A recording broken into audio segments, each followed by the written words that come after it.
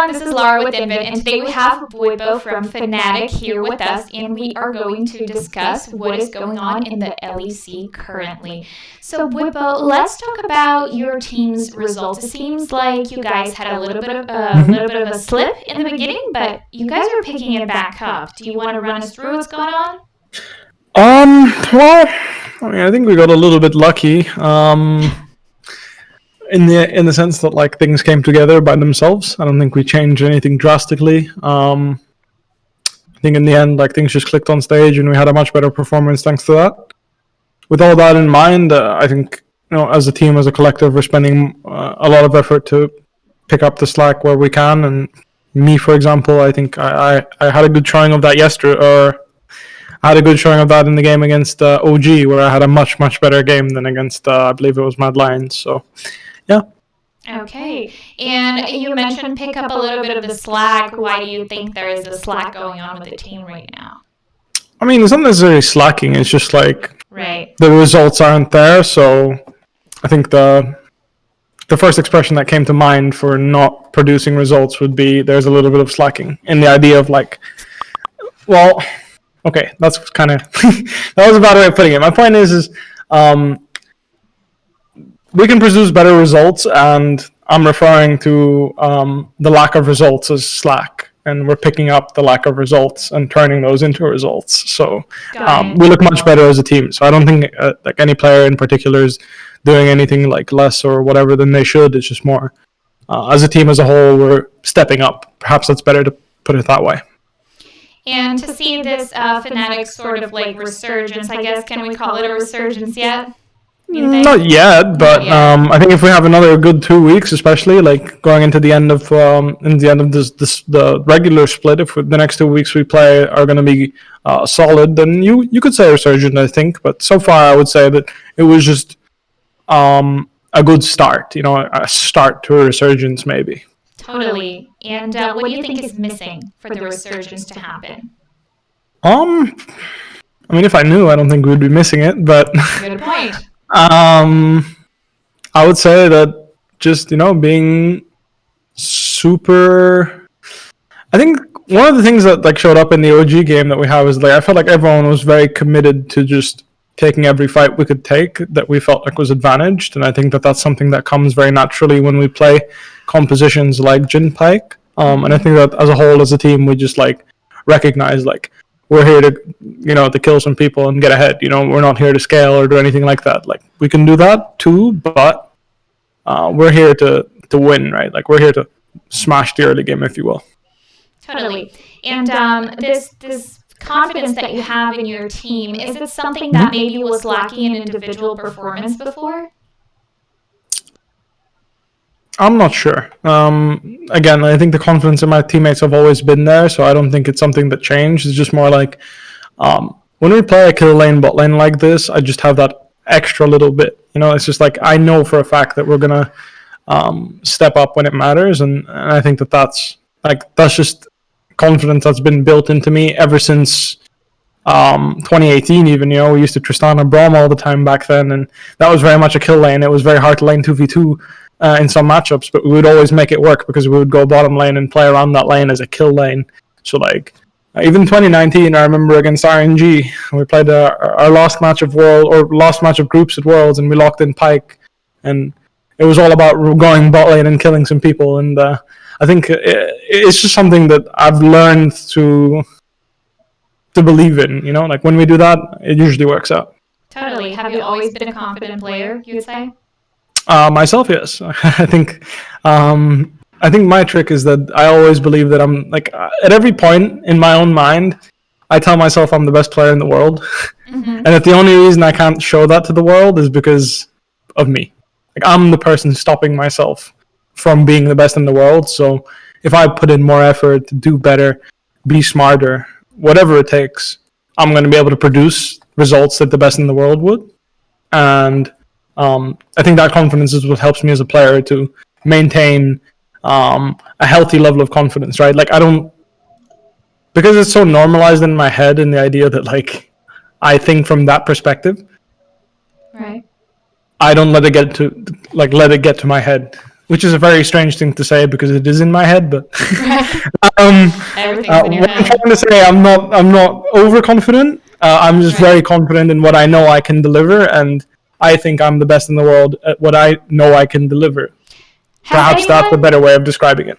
Totally. Has anyone ever taught you that? Maybe in your childhood, or maybe is that something that you learned while playing, or is it something that honestly, it came from a combination of things. I think in my childhood, I think that, for example, I used to watch live streams of many World of Warcraft players, Hearthstone players.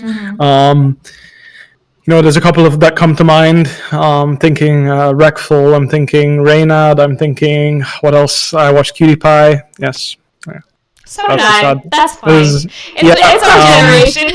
Right, and I watched a lot of their streams, and one thing I noticed when I was watching a Reynad stream in specific was actually that he said something that resonated with me a lot. Is like, it doesn't matter what you do in life. If you're the best in the world, you're gonna earn money doing it. Right. So from that point onwards, I always just try to think of myself as like, if I'm the best in the world, like if I want to be the best in the world, I'm gonna have to work really hard and look from the perspective of being the best in the world, right? Like, totally. I can never look at a play and tell myself I can't do that, right? That's where that mentality grew from. It's like when I watched Faker play and I saw him make a play or I saw him make a decision, I would never allow myself to say, I'm never going to be that good. That's where it grew from. That's where I realized, like, and eventually it built up, right? And eventually it reached a point where I was a player that was doing things that made people go like, I don't think I'll ever be able to do that, right? They looked at me and thought that. Totally. And I think that just you saying this is going to inspire a lot of people to think the same way that you're doing. That's totally. And that's wonderful. I hope so. Because I think that it's something that a lot of people think is overconfident, but that's not the point. The point is just don't let yourself believe that you're not going to be that good. Don't let yourself believe that you will never reach that level. Because once you admit that you might not, it's way easier to fall into the trap of accepting that you won't. Mm-hmm. But the trick is to never accept the fact that you can do better. Like, never accept that that's your best. Never accept that this is your limit, right? Like, you will push no matter what. You have to keep trying. You have to recognize, I can do better. I'm going to do more. I'm going to take more responsibility for what's around me. And I think that that's always been the trick for me, at least, to keep myself in a situation where I feel confident going on stage in what I do, as well as just playing the game on a day-to-day basis and having general healthy confidence. It's important to have, right? Like, I think people undervalue just being happy with yourself, right? Absolutely. I also think that people sometimes undervalue having a little bit of caution moving forward. Have you found any particular times in your life where caution has been the key to actually performing better? I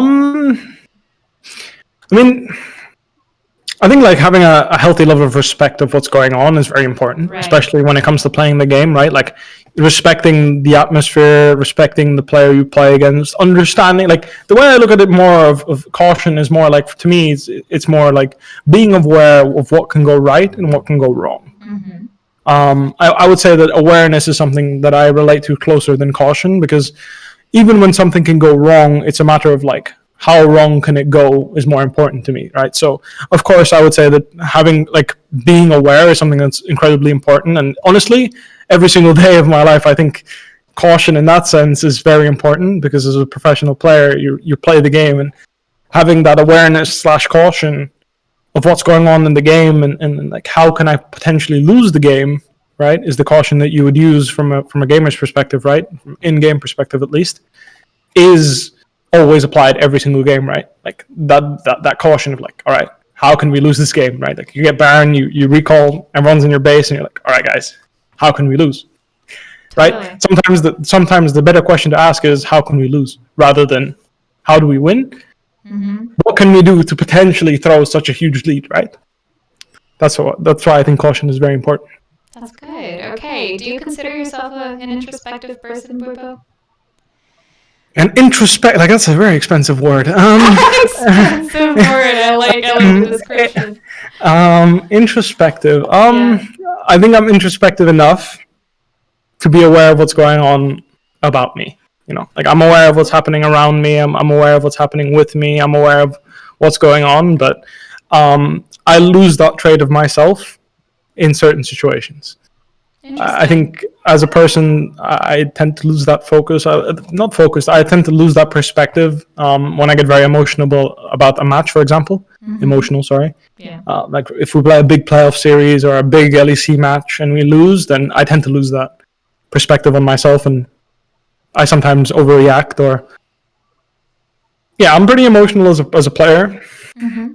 As a person, I try to be rather rational, but sometimes you get got. Absolutely. That's just the way it is. You get caught off guard, and you weren't cautious enough, I guess. Yeah. See, that's the caution plays a role. So talking about your surroundings, like I would personally describe you in the middle of a clown fiesta that is the LEC right now. Everyone beats everyone. It's absolutely insane. Personally, it's one of my favorite splits because it's just so exciting to see everyone perform. But why do you think that it is that everyone's performing so well, or everyone's being able to, upset each other?